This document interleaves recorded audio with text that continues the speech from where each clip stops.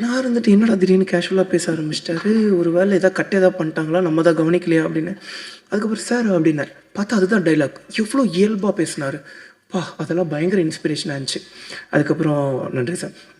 And எங்கள் Ashwin Vinayagamoorthy sir, அண்ணனோட music பயங்கரமாக இருந்துச்சு. அதுலேயும் வந்து பண்ண செகண்ட் ஹாஃபில் அப்பா ஆக்சுவலி எப்படி சொல்கிறது, நாங்கள் நமக்கு நம்மளே ஹீரோவை பார்க்கும்போது அது கொஞ்சம் ஓவராக இருக்கும் அப்படிங்கிற மாதிரி தோணும். ஆனால் என்னையே நான் ஹீரோவை பார்த்தது வந்து உங்களோட மியூசிக்கோட அந்த ஒரு செகண்ட் ஹாஃபில் தான்.